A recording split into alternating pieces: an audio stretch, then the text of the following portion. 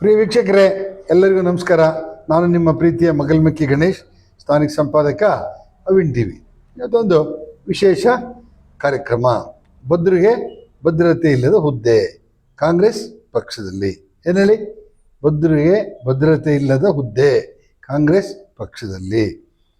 ನಾವೇನು ಮಾಡ್ತಾ ಇದ್ದೀವಿ? ಲೈವ್ ಮಾಡ್ತಾ ಇದ್ದೀವಿ. ನೀವೇನು ಮಾಡಬೇಕು ಅಂತಂದರೆ ಈ ಒಂದು ಲೈವ್ನ ಲೈಕ್ ಮಾಡಿ, ಶೇರ್ ಮಾಡಿ, ಕಾಮೆಂಟ್ ಮಾಡಿ, ನಿಮಗೇನು ಅನ್ನಿಸ್ತದೆ ಅಂಥೇಳಿ.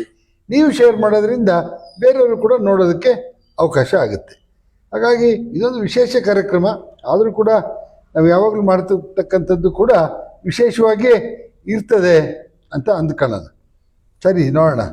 ನಮ್ಮ ಜೊತೆ ಬಂದಿರತಕ್ಕಂಥ ಅತಿಥಿ, ಅವ್ರ ಹೆಸರೇನು, ಏನು, ಉಳಿದೆಲ್ಲ ಏನು ಕೇಳ್ತಾ ಹೋಗೋಣ. ನಮಸ್ಕಾರ ಸರ್. ಸರ್ ನಮಸ್ತೆ. ತಮ್ಮ ಪೂರ್ಣ ಹೆಸರು? ಬದ್ರುದ್ದೀನ್. ಬದ್ರುದ್ದೀನ್ ಮೂಡಿಗೆರೆ ಅಂತ ಕರೀತಾರೆ ನನ್ನ. ತಮ್ಮ ತಂದೆ ತಾಯಿ ಹೆಸರು? ಸರ್ ನನ್ನ ತಂದೆಯವರು CH ಅಹಮದ್ ಬಾವ, ತಾಯಿಯವರು ಜೈನಾಬಿ. ನಿಮ್ಮ ತಂದೆ ತಾಯಿಗೆ ಎಷ್ಟು ಜನ ಮಕ್ಕಳು ನೀವು? ನಾವು ಇಬ್ರು ಮಕ್ಕಳು ಸರ್. ನಾನು ದೊಡ್ಡವನು, ನನಗೆ ತಮ್ಮ ಇದ್ದಾನೆ ಸಂಶುದ್ದೀನ್ ಅಂತ ಹೇಳಿ. ನಿಮ್ಮ ವಿದ್ಯಾಭ್ಯಾಸ ಎಲ್ಲಿ ಪ್ರಾರಂಭ ಆಯ್ತು? ಸರ್ ನನ್ನ ವಿದ್ಯಾಭ್ಯಾಸ ಎಲ್ಲ ಮೂಡಿಗೆರೆಯಲ್ಲೇ ಪ್ರಾರಂಭ ಆಗಿದ್ದು. ಎಲ್ಲ ಸರ್ಕಾರಿ ಶಾಲೆ? ಸರ್ಕಾರಿ ಶಾಲೆಯಲ್ಲೇ ಓದಿದ್ದು. ತದನಂತರ ನನ್ನ ವಿದ್ಯಾಭ್ಯಾಸ ಡಿಪ್ಲೊಮಾ ಇನ್ ಮೆಕ್ಯಾನಿಕಲ್ ಇಂಜಿನಿಯರಿಂಗ್ ನಾನು ಬಂದ್ಬಿಟ್ಟು AIT ಆದಿಚುಂಚನಗಿರಿಯಲ್ಲಿ ಮಾಡಿದೆ. ಮತ್ತೆ ಒಂದು ಆಕ್ಸಿಡೆಂಟ್ ಆಯ್ತು ನನಗೆ. ತದನಂತರ ಅದನ್ನ ಕಂಟಿನ್ಯೂ ಮಾಡ್ಲಿಕ್ಕೆ ಆಗ್ಲಿಲ್ಲ. ಆಮೇಲೆ ನನಗೆ VG ಸಿದ್ಧಾರ್ಥ ಹೆಗಡೆ ಅವರ ಕಾಲೇಜ್ SVGH ಅಲ್ಲಿ ನನಗೆ ಹೋಟೆಲ್ ಮ್ಯಾನೇಜ್ಮೆಂಟ್ ಮಾಡುವಂತ ಅವಕಾಶ ಸಿಕ್ತು. ಅದನ್ನು ಕೂಡ ಕಂಪ್ಲೀಟ್ ಮಾಡಿ ಅದೇ ಒಂದು ಇದರಲ್ಲಿ ಹುದ್ದೆಯಲ್ಲಿದ್ದೆ ನಾನು, ಕೆಫೆ ಕಾಫಿ ಡೇಲಿ ಕೂಡ ಹುದ್ದೆಯಲ್ಲಿದ್ದೆ ನಾನು. ಆನಂತರ ಏನು ಹುದ್ದೆ ಮಾಡ್ತಾ ಇದ್ದೀರಿ ಬೇರೆ? ಈಗ ಜೀವನಕ್ಕೆ ಏನು ದಾರಿ ನಿಮ್ಗೆ? ಸರ್ ಜೀವನಕ್ಕೆ ಬಂದ ದಾರಿ, ನಾನು ಆಕ್ಚುಲಿ ಸೋನಿ ಪ್ರಮೋಟರ್ ಕೆಲಸ ಮಾಡ್ತಾ ಇದ್ದೆ. ಕೆಫೆ ಕಾಫಿ ಡೇಲಿ ಕೂಡ ಇದ್ದೆ ನಾನು. ಮತ್ತೆ ಬ್ಯಾಂಗ್ಳೂರಿಂದ ಓಡಾಟಗಳು ಮತ್ತೆ ಎಲ್ಲದೂ ಕೂಡ ದೂರ ಆಗ್ತದೆ ಅಂತ ಹೇಳಿ ಸ್ಥಳೀಯ ಇಲ್ಲೇ ಖಾಸಗಿ ಸಂಸ್ಥೆಯಲ್ಲಿ ಕೆಲಸ ಮಾಡ್ತಾ ಇದ್ದೀನಿ. ಈಗ ಪ್ರೆಸೆಂಟ್ ಆಗಿ ಜಾಂಡಿಯಾ ಟ್ರ್ಯಾಕ್ಟರ್ ಶೋರೂಮ್ ಅಲ್ಲಿ ನಾನು ಸೇಲ್ಸ್ ಎಕ್ಸಿಕ್ಯೂಟಿವ್ ಆಗಿ ಕೆಲಸ ಮಾಡ್ತಾ ಇದ್ದೀನಿ ಸರ್ ನಾನು. ಈಗ ಒಂದು ಹೇಳಬೇಕು ಅಂದರೆ, ಈಗ ಒಂದು ಪಕ್ಷಕ್ಕೆ ಬಂದ್ರಿ, ಮತ್ತೆ ಬರ್ತೀನಿ ಅದಕ್ಕೆ. ಈ ಪಕ್ಷಕ್ಕೆ ಬರೋಕ್ಕಿಂತ ಮುಂಚೆ ನಿಮ್ಮ ಧರ್ಮದ ಒಂದು ಮಸೀದಿಯ ಕಮಿಟಿನಲ್ಲಿ ಅಥವಾ ಬೇರೆ ಬೇರೆ ಯಾವ್ದಾದ್ರು ಸಾಮಾಜಿಕ ಕ್ಷೇತ್ರಗಳಲ್ಲಿ ಕೆಲಸ ಮಾಡಿದ್ದೀರಾ? ಸರ್ ನಾನು ಬಂದ್ಬಿಟ್ಟು SKSF ಸಂಘಟನೆಯಲ್ಲಿ ನಾನು, ಅದು ನಮ್ಮ ಧಾರ್ಮಿಕ ಸಂಘಟನೆ ಸರ್. ಅದು ನಮ್ಮ ಮುಸಲ್ಮಾನ ಇದರಲ್ಲಿ ಬ್ಯಾರಿ ಸಮುದಾಯದಲ್ಲಿ ಧಾರ್ಮಿಕ ಸಂಘಟನೆ SKSF. ಈ ಸಂಘಟನೆಯಲ್ಲೂ ಕೂಡ ನಾನು 3 ವರ್ಷಗಳ ಕಾಲ ಪ್ರಧಾನ ಕಾರ್ಯದರ್ಶಿಯಾಗಿ ಕೆಲಸ ಮಾಡಿದ್ದೀನಿ. ಇದಕ್ಕಿಂತ ಮುಂಚೆ ಅಯ್ಯುಬಾಜಿ ಕೂಡ ಅದರಲ್ಲಿ ಪ್ರಧಾನ ಕಾರ್ಯದರ್ಶಿ ಆಗಿದ್ರು. ಅದೇ ಹುದ್ದೆ ನಮ್ಮ ಧಾರ್ಮಿಕ ಪಂಡಿತರಾದ ಶೈಖುನ KP ಅಬ್ದುಲ್ ಜಬ್ಬಾರ್ ಉಸ್ತದ್ ಅವರು ಕೂಡ ನನಗೆ ಅದನ್ನ ನೇಮಕ ಮಾಡಿದ್ರು. ಆ ಹುದ್ದೆಯಲ್ಲಿದ್ದೆ ಸರ್ ನಾನು. ಆ ನಂತರ ಪಕ್ಷಕ್ಕೆ ಬಂದ್ರಿ. ಈ ಪಕ್ಷ ಅಂದರೆ ಕಾಂಗ್ರೆಸ್ ಪಕ್ಷದಲ್ಲಿ ಇದ್ರಿ. ಯಾಕೆ ಕಾಂಗ್ರೆಸ್ ಪಕ್ಷಕ್ಕೆ ಬಂದ್ರಿ? BJP ಹೊರತುಪಡಿಸಿದ್ರೆ ಮುಸ್ಲಿಮರು ಬೇರೆ ಬೇರೆ ಪಕ್ಷಗಳಲ್ಲಿದ್ದಾರೆ, ಅದು ನೀವ್ಯಾಕೆ ಕಾಂಗ್ರೆಸ್ನ ಆರಿಸ್ಕೊಂಡ್ರಿ?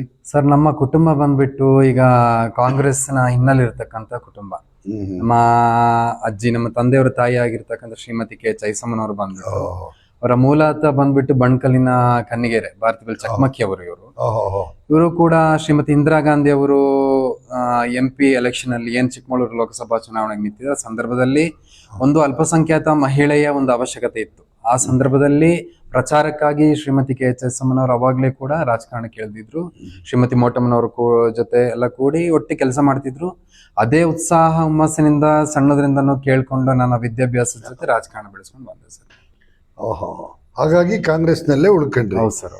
ಪ್ರಥಮವಾಗಿ ಈಗ ನಿಮ್ಗೆ ಅನ್ಸಿದ್ದು, ಇನ್ನು ನೀವು ಚಿಕ್ಕ ವಯಸ್ಸೀಗ, ಮೊದಲನೇ ಓಟನ್ನು ಯಾರಿಗೆ ಹಾಕಿದ್ರಿ? ಸರ್ ನನ್ನ ನೆನಪಿದೆ ಸರ್. ನನ್ನ ಮೊದಲನೇ ಓಟು ಬಂದ್ಬಿಟ್ಟು BN ಚಂದ್ರಪ್ಪ ಅವರ ಚುನಾವಣೆ ನಡೀತಿಲ್ಲಿ, ಅದೇ ನನ್ನ ಮೊದಲನೇ ಓಟು. ನೆಕ್ಸ್ಟ್ ನಮ್ಮ MP ಎಲೆಕ್ಷನ್ ನಡೀತು, ನಮ್ಮ MP ಎಲೆಕ್ಷನ್ ಚುನಾವಣೆ. ತದನಂತರ ನಡೀತು ಸರ್ ಈ ಚುನಾವಣೆಗಳಲ್ಲೆಲ್ಲ ಕೂಡ ನಾನು ಮತ ಚಲಾಯಿಸಿದ್ದೆ. ಆಮೇಲೆ ಕಾಂಗ್ರೆಸ್ ಪಕ್ಷದಲ್ಲಿ ನಿಮ್ಮನ್ನು ಗುರುಸ್ಕೊಳ್ಳೋದಕ್ಕೆ, ಈಗ ಯುವ ಮುಖಂಡರಾಗಿ ಅಥವಾ ಕಾಂಗ್ರೆಸ್ ಪಕ್ಷದೊಳಗೆ ಕೆಲವು ಹುದ್ದೆಗಳನ್ನು ಗುರುಸ್ಕೊಳ್ಳೋದಕ್ಕೆ ಹೇಗೆ ಕಾರಣ ಆದ್ರಿ ನೀವು? ಸರ್ ನಾನು ಕಾಂಗ್ರೆಸ್ ಪಕ್ಷದಲ್ಲಿ ನಾನು ನನ್ನ ಶಾಲಾ ಕಾಲೇಜಿನ ಆ ಒಂದು ದಿವಸಗಳಲ್ಲೇ ಕೂಡ ನಾನು ಸಂಘಟನಾತ್ಮಕವಾಗಿ ಯೂತ್ ಕಾಂಗ್ರೆಸ್ ಅಲ್ಲಿ ಗುರುತಿಸ್ಕೊಂಡಿದ್ದೆ ಕಾರ್ಯಕರ್ತನಾಗಿ. ತದನಂತರ ನನ್ನ ಜವಾಬ್ದಾರಿಯನ್ನ ಕಂಡು, ನನ್ನ ಒಂದು ಪಕ್ಷದ ಒಡನಾಟನ ಕಂಡು ಶ್ರೀಮತಿ ಮೋಟಮ್ಮನವರು ಕೂಡ ನನಗೆ ಜಿಲ್ಲಾ ಕಾಂಗ್ರೆಸ್ ಸೇವಾ ದಳದ ಪ್ರಧಾನ ಕಾರ್ಯದರ್ಶಿಗೆ ನನಗೆ ಆದೇಶ ನೇಮಕ ಮಾಡ್ತಾರೆ. ಹಾಗಾಗಿ ನಾನು ಅದರಲ್ಲೂ ಕೂಡ ಒಂದು ಬಹಳ ವರ್ಷಗಳಿಂದ ನಾನು ಅಲ್ಲಿ ಕೆಲಸ ಮಾಡ್ತಾ ಇದ್ದೆ. ಈಗ ನೀವು ಇರ್ತಕ್ಕಂಥ ಬಿಳ್ಗೊಳ ಏರಿಯಾ ಅಲ್ಲಿ ಒಂದು ಎಲ್ಲ ಜಾತಿ ಎಲ್ಲ ಧರ್ಮದವರು ಇರ್ತಕ್ಕಂಥ ಒಂದು ಏರಿಯಾ. ಆದರೆ ನಿಮ್ಮ ಜೊತೆ ಕಾಂಗ್ರೆಸ್ಗಿಂತ ದಳದವರಾಗಲಿ ಬಿ ಜೆ ಪಿಯವರಾಗಲಿ ಬೇರೆ ಕಮ್ಯುನಿಸ್ಟ್ ಪಕ್ಷದವರಾಗಲಿ SKFನವರಾಗಲಿ SDPI ಆಗಲಿ ಭಾಳಷ್ಟು ಜನಗಳ ಒಂದು ಪ್ರೀತಿ ವಿಶ್ವಾಸದಲ್ಲಿ ನೀವು ಇರ್ತೀರಿ. ಖಂಡಿತ ಅದು ನೀವು ಕಾಂಗ್ರೆಸ್ಸು ಏನು ಅನ್ಸಲ್ವಾ? ಸರ್, ಈಗ ರಾಜಕೀಯವಾಗಿ ಪ್ರಜಾಪ್ರಭುತ್ವದಲ್ಲಿ ಅವ್ರಿಗೊಂದು ರೈಟ್ಸ್ ಇರ್ತದೆ, ಯಾವ ಪಕ್ಷವನ್ನ ಆಯ್ಕೆ ಮಾಡಬೇಕು, ಯಾವುದಕ್ಕೆ ಮತ ಚಲಾಯಿಸಬೇಕು ಅನ್ನೋದು. ಅದನ್ನ ಜಾತ್ಯತೀತ ಪಕ್ಷ ಅನ್ಕೊಂಡ ಆ ಮನೋಭಾವನದಲ್ಲಿ ನಾವು ಕಾಂಗ್ರೆಸ್ ಅಲ್ಲೇ ಕೂಡ ನಾವು ಪ್ರಾಥಮಿಕ ಸದಸ್ಯತ್ವಕ್ಕೆ ನಾವು ಅದು ಇರ್ಲಿ, ಅದು ಮತ್ತೆ ನಾನು ಮಾತಾಡ್ತೀನಿ ಆ ವಿಚಾರಕ್ಕೆ. ನಾವು ಕಾಂಗ್ರೆಸ್ ಅಲ್ಲೇ ಗುರುತಿಸ್ಕೊಂಡಿದ್ವಿ. ಯಾಕಂದ್ರೆ ನಮ್ಮ ಹಿನ್ನೆಲೆಯನ್ನ ನಾನು ಹೇಳಿದೆ, ಶ್ರೀಮತಿ ಐಸಮ್ಮನವರ ಕಾಲದಿಂದ ನಮ್ಮ ತಂದೆಯವರ ಆದಿ ನಾನು ಕೂಡ ಪಕ್ಷದಲ್ಲೇ ದುಡಿತಾ ಇದ್ದೀವಿ. ಎಲ್ಲಾ ಪಕ್ಷದವರ ಜೊತೆ ಕೂಡ ನಾವು ಚೆನ್ನಾಗಿದ್ದೀವಿ, ಎಲ್ಲ ಸಮುದಾಯಗಳ ಜೊತೆನೂ ಕೂಡ ಇವತ್ತಿಗೂ ಚೆನ್ನಾಗಿದ್ದೀವಿ, ಬಾಂಧವ್ಯದಲ್ಲಿ ಇದ್ದೀವಿ ಸರ್ ನಾವು. ಸರಿ, ಈಗ ಒಂದು ಹೆಜ್ಜೆ ಮುಂದೆ ಬಂದು ಯೂತ್ ಕಾಂಗ್ರೆಸ್ನಲ್ಲಿ ಇದ್ದೀರಿ, ಬೇರೆ ಬೇರೆ ನಿಮ್ಮ ಹುದ್ದೆಗಳಲ್ಲಿ ಎಲ್ಲ ಇದ್ದೀರಿ.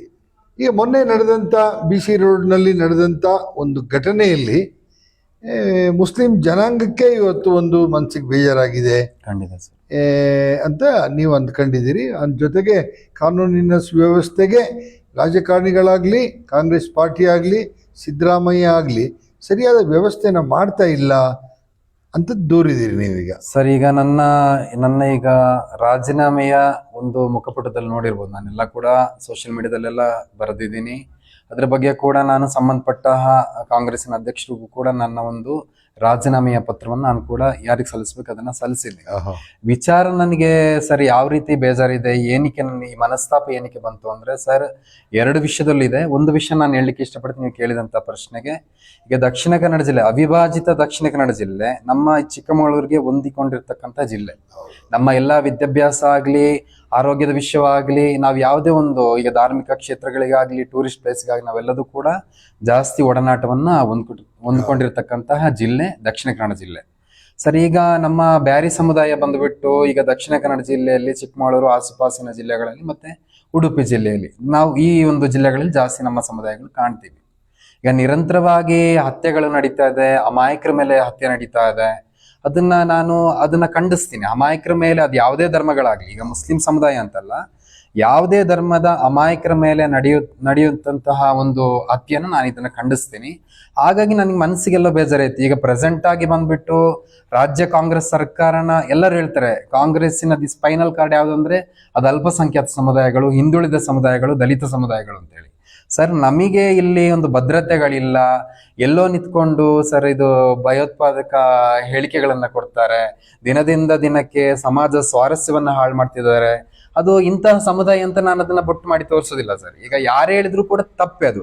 ಈಗ ಕಾನೂನು ತರಬಹುದು, ಆಂಟಿ ಕಮ್ಯುನಲ್ ಟಾಸ್ಕ್ ಫೋರ್ಸ್ ಅನ್ನೋ ಕಾನೂನು ತರಬಹುದು. ನಮ್ದೇ ಆದಂತ ರಾಜ್ಯ ಸರ್ಕಾರ, G. ಪರಮೇಶ್ವರ್ ಅವರು ಗೃಹ ಸಚಿವರಾಗಿದ್ದಾರೆ ಈ ರಾಜ್ಯದ.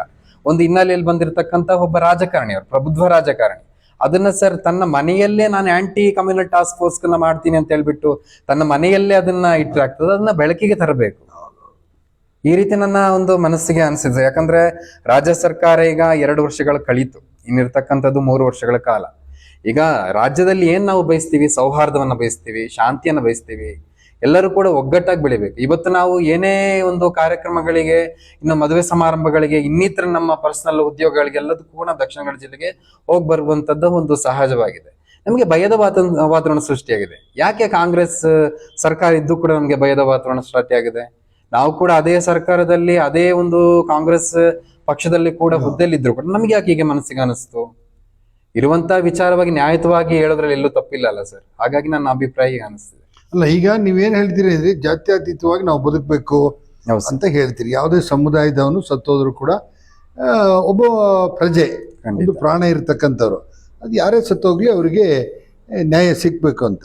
ಆದರೆ ನಾನು ಟಿವಿನಲ್ಲಿ ಎಲ್ಲ ನೋಡ್ದಂಗೆ ಕೇಳ್ದಂಗೆ ನೀವೇನು ಗೊತ್ತಾ, ಈಗ ಮೊನ್ನೆ ಒಬ್ರು ಈಗ 1 ತಿಂಗಳ ಹಿಂದೆ ಸತ್ತೋದಂಗೆ ಪ್ರತಿಕಾರವಾಗಿ ಈ ಕೊಲೆ ನಡೆದಿದೆ ಅಂತ ಮಾತಾಡಿದ್ದಾರೆ. ಅದು ನೀವು ಒಂದು ಈ ಜನಸಂಖ್ಯೆ, ಈ ಜನಗಳ ಜೊತೆ ಎಲ್ಲರ ಜೊತೆ ಒಟ್ಟಿಗೆ ಇರೋದ್ರಿಂದ ಅವತ್ತು ಯಾಕೆ ವಿರೋಧ ಮಾಡಲಿಲ್ಲ? ಒಬ್ಬ ಹಿಂದೂ ಸತ್ತೋದ್ ದಿನ ಯಾಕೆ ನೀವು ವಿರೋಧ ಮಾಡಲಿಲ್ಲ? ಸರ್, ನನ್ನ ಮುಖಪುಟನ ನೋಡಿದ್ರೆ ಕೆಲವರು ಅಬ್ಸರ್ವ್ ಮಾಡಿರ್ತಾರೆ. ನಾನು ಇದನ್ನ ಖಂಡಿಸಿದ್ದೀನಿ ಅವತ್ತು ಕೂಡ. ಇವತ್ತು ತುಂಬಾ ಜನದ ಈಗ ಹಿಂದೂ ಸಮುದಾಯದಲ್ಲೂ ಕೂಡ ಆಗಿರ್ಬೋದು, ಮುಸಲ್ಮಾನ ಸಮುದಾಯದಲ್ಲಾಗಿರ್ಬೋದು, ಬೇರೆ ಸಮುದಾಯದಲ್ಲಾಗಿರ್ಬೋದು, ನಿರಂತರವಾಗಿ ಅಮಾಯಕರ ಹತ್ಯೆ ನಡೀತಿದೆ. ಈಗ ಪ್ರಚೋದನಕಾರಿ ಹೇಳಿಕೆಗಳನ್ನ ಎಲ್ಲೋ ಬಚ್ಪೆಯಂತಹ ಒಂದು ಸೂಕ್ಷ್ಮ ಪ್ರದೇಶದಲ್ಲಿ ನಿಂತು, ಶಾರದಾ ಒಂದು ಸಭಾಂಗಣದಲ್ಲಿ ನಿಂತು ಶ್ರೀಕಾಂತ್ ಶೆಟ್ಟಿ ಅನ್ನಂತವರು ಈ ರೀತಿಯಲ್ಲಿ ಒಂದು ಬಾಲಿಶ ಹೇಳಿಕೆಗಳನ್ನ ಕೊಡ್ತಾರೆ, ಸಮಾಜದ ಸ್ವಾಸ್ಥ್ಯವನ್ನ ಹಾಳು ಮಾಡ್ತಾರೆ. ಹಳೆಯ ಇರ್ತಕ್ಕಂತಹ ರಾಜರ ಕಾಲದಲ್ಲಿ ಏನ್ ನಡೆದಿತ್ತು ಅದು ನಮ್ಗೆ ಈಗ ಅಗತ್ಯ ಇಲ್ಲ. ಈಗ ಪ್ರೆಸೆಂಟ್ ನಮ್ಗೆ ಬೇಕಾದಂತದ್ದೇನು, ಸಮಾಜ ಸ್ವಾಸ್ಥ್ಯ ಬೇಕು, ಸಮಾಜ ಸುಧಾರಣೆಗಳು ಬೇಕು, ಇಂಥದ್ದು ಮಾತಾಡ್ಲಿ ಬಿಟ್ಟು ಹಳೆಯ ಕಾಲದಗಳೆಲ್ಲ ಹೇಳಿದ್ರೆ ಇವತ್ತು ಅವ್ರು ಇವ್ರಿಗೆ ಹೇಳ್ತಾರೆ, ಇವ್ರು ಅವ್ರಿಗೆ ಹೇಳ್ತಾರೆ, ಏನು ಸಾವನ್ನೇ ಬಯಸ್ತಿರೋದ. ರಾಜಕಾರಣಿಗಳದನ್ನ ಮನಗಟ್ಟಬೇಕು, ಏನಾಗ್ತಿದೆ ರಾಜ್ಯದಲ್ಲಿ ಏನಾಗ್ತಿದೆ ಅನ್ನೋದನ್ನ ಮನಗಟ್ಟಬೇಕು. ಈಗ ಎಲ್ಲದಕ್ಕೂ ಕಾನೂನು ತಂದು ಪ್ರತಿಯೊಬ್ಬರಿಗೆ ಒಂದೊಂದು ಪೊಲೀಸ್ ಇಟ್ಟು ಸುರಕ್ಷತೆ ಮಾಡಕ್ ಸಾಧ್ಯ ಇಲ್ಲ. ಇವತ್ತಿನ ಮುಸ್ಲಿಂ ಜನಾಂಗ ಇರ್ಬೋದು, ಹಿಂದೂ ಜನಾಂಗ ಇರ್ಬೋದು, ಅಥವಾ ಕ್ರಿಶ್ಚಿಯನ್ರು, ಯಾವುದೇ ಜಾತಿಯ ಮುಖಂಡರುಗಳು ಆಯಾ ಧರ್ಮದ ಯುವಕರುಗಳಿಗೆ ಒಂದಷ್ಟು ಮಾರ್ಗದರ್ಶನ ನೀಡಿ ಕರೆದು, ಇಲ್ಲ ಎಲ್ಲ ಧರ್ಮದವ್ರು ಒಟ್ಟಿಗೆ ಕೂರಿಸಿ, ಈಗ ಇದು ಬಿಟ್ಬಿಡಿ, ಕಾನೂನು ಬಿಟ್ಬಿಡಿ, ಸರ್ಕಾರ ಬಿಡಿ, ಒಂದು ಮಾನವೀಯತೆ ದೃಷ್ಟಿಯಿಂದ ಎಲ್ಲ ಧರ್ಮಗುರುಗಳು ಕೂತು ನಾವೆಲ್ಲರೂ ಒಟ್ಟಿಗೆ ಬಾಳೋಣ ಅನ್ನೋದು ಎಲ್ಲೂ ನಡೀತಾ ಇಲ್ಲ. ಯಾಕೆ ಸರ್? ಇಲ್ಲ, ಅದು ಕೆಲವು ಮಾಧ್ಯಮಗಳು ಅದನ್ನ ಮಾಡ್ಬೇಕು. ಯಾಕಂದ್ರೆ ಈಗ ಆಯಾ ಸಮುದಾಯದ ಧಾರ್ಮಿಕ ಮುಖಂಡರುಗಳನ್ನ ಕೂರಿಸಿ ಅಲ್ಲಿ ರಾಜಕೀಯ ವ್ಯಕ್ತಿಗಳನ್ನ ಕೂರಿಸೋದಲ್ಲ, ಧಾರ್ಮಿಕ ಪಂಡಿತರುಗಳನ್ನೇ ಕೂರಿಸಿ ಇಲ್ಲಿ ಇದಕ್ಕೆ ಸೊಲ್ಯೂಷನ್ ಏನು, ಇದು ಮುಂದೆ ನಾವು ಯಾವ ರೀತಿ ಇದನ್ನ ಈ ಒಂದು ಏನು ಈಗ ದೌರ್ಜನ್ಯಗಳು ನಡೀತಾ ಇದೆ, ಹತ್ಯೆಗಳು ನಡೀತಾ ಇದೆ, ಇದನ್ನ ಹೇಗೆ ನಾವು ತಡೆಗಟ್ಟೋದು ಹೇಗೆ ಅನ್ನೋದನ್ನ ಚರ್ಚೆ ನಡೀಬೇಕು. ಅವರವರ ಮಂದಿರ ಮಸೀದಿಗಳಲ್ಲಿ ಸಭೆ ಸೇರಿದಾಗ ಇದನ್ನ ಕೂಡ ಹೇಳಿ ಶಾಂತಿ ಬಯಸಬೇಕು. ಶಾಂತಿಯನ್ನ ಬಿಟ್ಟು ಬೇರೆ ಏನು ಮಂತ್ರಗಳನ್ನ ಪಠಿಸಬಾರದು. ಅಗತ್ಯ ಇರುವಂತದ್ದು ಶಾಂತಿ. ಅದನ್ನ ಪತ್ರಕರ್ತರು ಕೂರಿಸಿ ಮಾಡಕ್ಕಾಗಲ್ಲ. ಆದ್ರೆ ಪೊಲೀಸ್ ಇಲಾಖೆ ಶಾಂತಿ ಸಭೆ ಅಂತ ಪೊಲೀಸ್ ಸ್ಟೇಷನ್ ನಲ್ಲಿ ಮಾಡಿದ್ರು ಪ್ರಯೋಜನ ಆಗಲ್ಲ. ಆ ಗಳಿಗೆಯ ಶಾಂತಿ ಸಭೆ ನಡೀಬೋದೇ ಹೊರತು ಓವರಾಲ್ ಈ ದೇಶದ, ಈ ಪ್ರಪಂಚದ ಮಾನವ ಜನಾಂಗಕ್ಕೆ ಒಂದು ನೆಮ್ಮದಿಯನ್ನು ತರಬೇಕು ಅಂತಂದ್ರೆ ಇವತ್ತು ಮಠಾಧೀಶರಿರ್ಬೋದು, ಮಸೀದಿ ಗುರುಗಳು, ಚರ್ಚ್ ಫಾದರ್ಗಳು, ಈ ಥರ ಧರ್ಮಗುರುಗಳು ಮನಸ್ಸು ಮಾಡಿದರೆ ಖಂಡಿತ ಸಾಧ್ಯ ಆಗ್ತದೆ ಅನ್ನೋದು ಒಂದು ಕಾಲದಲ್ಲಿ ಇತ್ತು. ಬಟ್ ಇವತ್ತು ಧರ್ಮಗುರುಗಳ ಮಾತನ್ನ ಯಾರು ಕೇಳಂಥವ್ರು ಇಲ್ಲ ಅನ್ನೋದು ಪ್ರಚಲಿತದಲ್ಲಿದೆ. ಯಾಕೆಂದರೆ ಇವತ್ತು ಗಾಂಜಾ ಸೇರ್ತಕ್ಕಂಥದ್ದು, ಇವತ್ತು ಆಲ್ಕೋಹಾಲ್ ಮಾಡ್ತಕ್ಕಂಥದ್ದು ಕುರಾನ್ನಲ್ಲೇ ಇದೆ. ಯಾವುದೇ ಒಂದು ಅಮಲು ಬರ್ತಕ್ಕಂಥ ವಸ್ತುನ ಸೇವನೆ ಮಾಡಬಾರ್ದು. ಹೌದು ಅಲ್ವಾ? ಖಂಡಿತ ಎಲ್ಲ ಜನಾಂಗದಲ್ಲಿ, ಯುವಕರಲ್ಲಿ, ಎಲ್ಲರಲ್ಲೂ ಕೂಡ ಜಾಸ್ತಿ ಆಗಿದೆ. ಖಂಡಿತ. ಆದ್ರೆ ಧರ್ಮಗುರುಗಳ ಮಾತಿಗೆ ಬೆಲೆನೇ ಇಲ್ವಾ ಸರ್? ಸರ್, ಹೇಳುವಂತದ್ದು ಧರ್ಮಗುರುಗಳು ಹೇಳ್ತಿದ್ದಾರೆ, ಅದನ್ನ ರಿಸೀವ್ ಮಾಡುವಂತದ್ದು ಆಯಾ ಸಮುದಾಯದ ಜನಗಳಿಗೆ ಬಿಟ್ಟಿರ್ತಕ್ಕಂಥದ್ದು. ಯಾಕಂದ್ರೆ ಅವರ ಆರೋಗ್ಯ ಹಾಳಾಗುತ್ತೆ ಅನ್ನೋದನ್ನ ಮೊದಲು ಅವರು ಅರ್ಥಕೊಳ್ಬೇಕು. ಸಮಾಜ ಇದರಿಂದ ಮುಂದೆ ಬರುವ ಪೀಳಿಗೆಗಳಿಗೆ ನಾವ್ ಏನ್ ಉತ್ತರ ಕೊಡ್ತಿದ್ವಿ, ನಾವ್ ಏನ್ ಹೇಳಿಕೆ ಬಯಸ್ತಿದೀವಿ ಅನ್ನೋದನ್ನ ಅವ್ರು ಯೋಚನೆ ಮಾಡ್ಬೇಕು ಸರ್. ಇದನ್ನೆಲ್ಲ ಈಗ ಕೆಲವೊಂದು ಇದೆಯಲ್ಲ ಸರ್, ನಿಮ್ಮಲ್ಲೂ ಕೂಡ ಚೀಟಿ ನಡೆಸಬಾರ್ದು, ಬ್ರಾಂಡಿ ಶಾಪ್ ನಡೆಸಬಾರ್ದು ಅನ್ನೋದೇ ಕುರಾನ್ನಲ್ಲಿ ಇರ್ತಕ್ಕಂಥದ್ದು ಅಲ್ವಾ? ಹಾಗಾಗಿ ಒಂದಷ್ಟು ಮಸೀದಿಗಳಿಗೆ ಬಹಿಷ್ಕಾರ ಹಾಕಿರಿ, ಏನಾಗುತ್ತೆ ಯಂಗ್ಸ್ಟರ್ಸ್ನ, ಈ ಗಾಂಜಾ ಸೇದವ್ರನ್ನ, ಕುಡಿಯೋರನ್ನ, ಈ ಥರದ್ದು ಒಂದಷ್ಟನ್ನ ಬಹಿಷ್ಕಾರ ಹಾಕದೇ ಇದ್ರೆ ಆ ಯಂಗ್ಸ್ಟರ್ಸ್ ನೋಡಿ ಇವತ್ತೆಲ್ಲ 16-18 ವರ್ಷ ನಾವು ನೋಡ್ತೀವಿ ಇಲ್ಲಿ ಗಾಂಜಾ ಸೇರ್ತಕ್ಕಂಥದ್ದು, ಒಂದು ಬೈಕಲ್ಲಿ 4 ಜನ ಕುತ್ಕೊಂಡು ಹೋಗೋಂಥದ್ದು ಬಹಳ ಒಂದು ಕೆಟ್ಟ ವ್ಯವಸ್ಥೆ.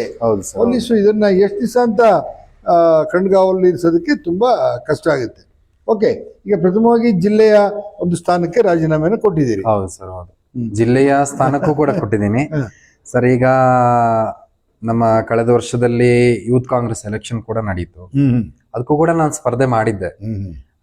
ಯಾವ್ದು ಸ್ಥಾನ ಅಂದ್ರೆ ಜಿಲ್ಲಾ ಪ್ರಧಾನ ಕಾರ್ಯದರ್ಶಿ ಸ್ಥಾನಕ್ಕೆ ಕೂಡ ನಾನು ಸ್ಪರ್ಧೆ ಮಾಡಿದ್ದೆ. ನಾನು ಅದರಲ್ಲಿ ಪ್ರೋಟೋಕಾಲ್ ಪ್ರಕಾರ ನನಗೇನು ನನ್ನ ಮತಗಳಿಗೆ ನಾನೆಲ್ಲೂ ಕೂಡ ಮತಯಾಚನೆ ಮಾಡಲಿಲ್ಲ. ನನ್ನನ್ನು ಇಷ್ಟಪಡುವಂಥವ್ರು, ನನ್ನ ಪಕ್ಷದ ನಿಸ್ವಾರ್ಥ ಸೇವೆಯನ್ನು ಇಷ್ಟಪಡುವಂಥವ್ರು ನನಗೆ ಮತ ಚಲಾಯಿಸಿದ್ದಾರೆ.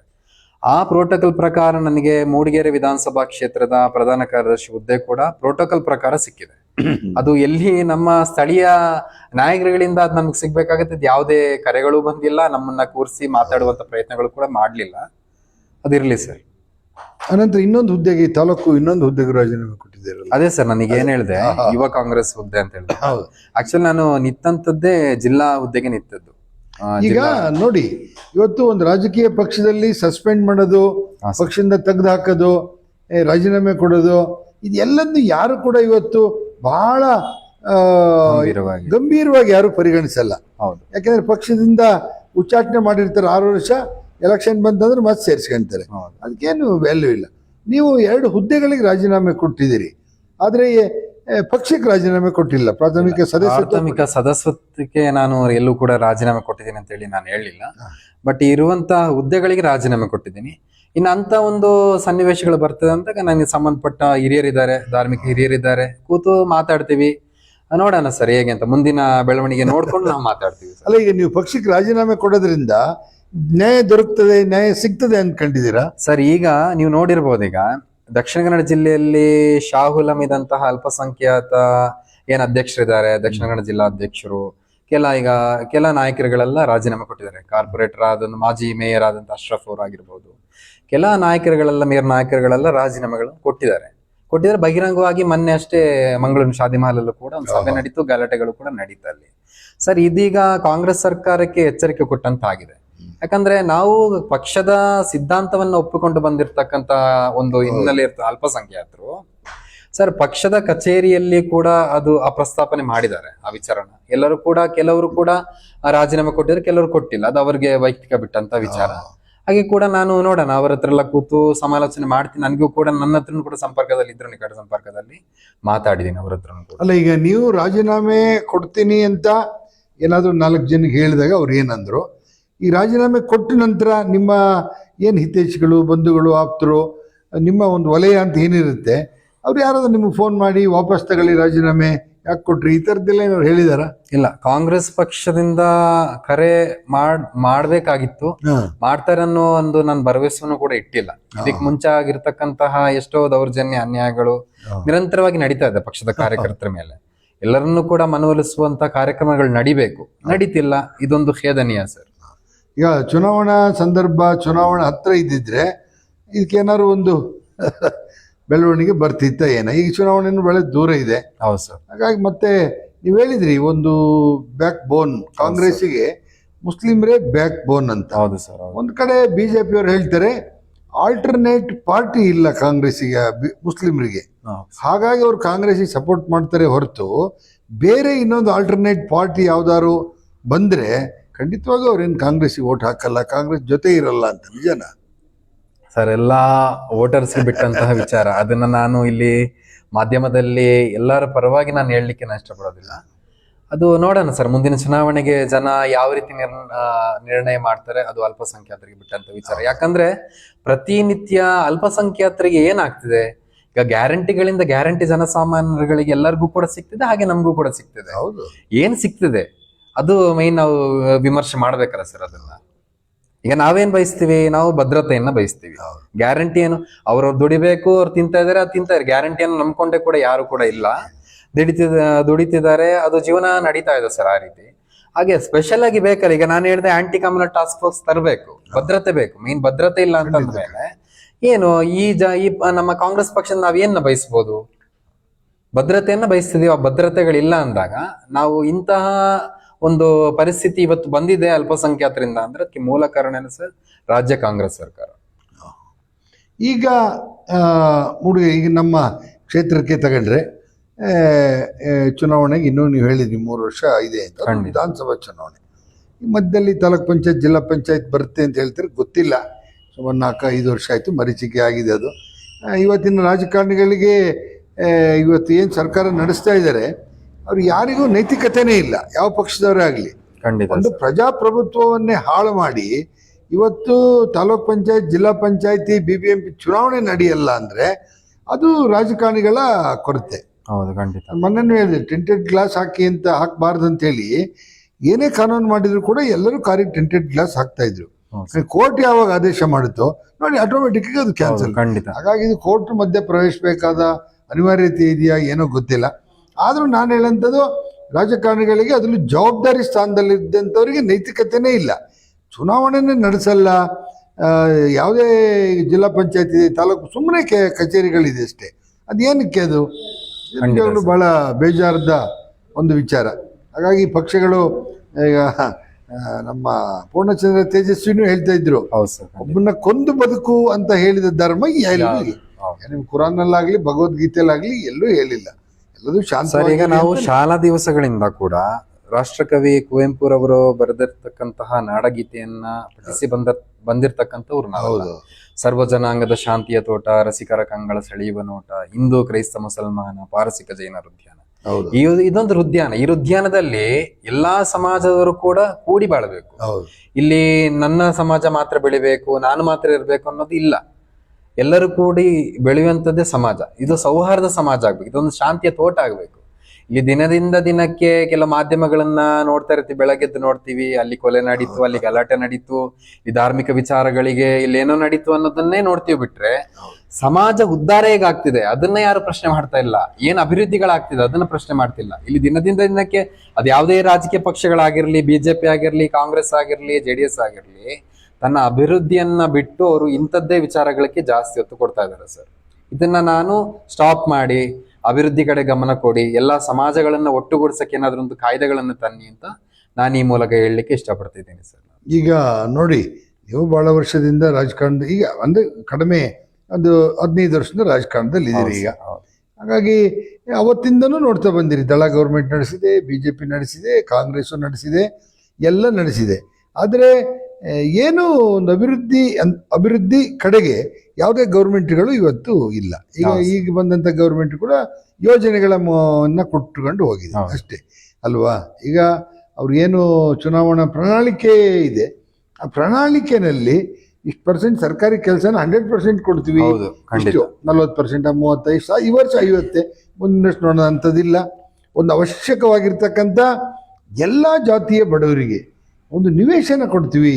ಖಂಡಿತ ನಮ್ಮ ಗೌರ್ಮೆಂಟ್ ಬಂದ್ರೆ ಎಲ್ಲರಿಗೂ ಇದೆಯಲ್ಲ, ಸರ್ಕಾರಿ ಜಾಗ ಇದೆ, ಕೊಡಕ್ಕಾಗ್ತಿಲ್ಲ. ಎಷ್ಟು ಜನ ಬಾಡಿಗೆ ಮನೆಯಲ್ಲಿ ಇವತ್ತು ಜೀವಿಸ್ತಾ ಖಂಡಿತ ಅದ್ರಲ್ಲಿ ಮನೆಗಳಾಗ್ಬೇಕು, ನಿವೇಶನಗಳಾಗ್ಬೇಕು, ಬರೀ ಆಶ್ವಾಸನೆಗಳಾಗಬಾರ್ದು, ಕಾರ್ಯರೂಪಕ್ಕೆ ಬರ್ಬೇಕದು. ನೋಡಿ, ಈಗ MLA ಹೇಳ್ತಾರೆ ಸ್ಥಳ ಗುರುತು ಮಾಡಿ ಅಂತ ತಹಶೀಲ್ದಾರ್ಗೆ, ತಹಶೀಲ್ದಾರರು RAಗೆ ಹೇಳ್ತಾರೆ, RA ವಿಲೇಜ್ ಅಕೌಂಟೆಂಟ್ಗೆ ಹೇಳ್ತಾರೆ.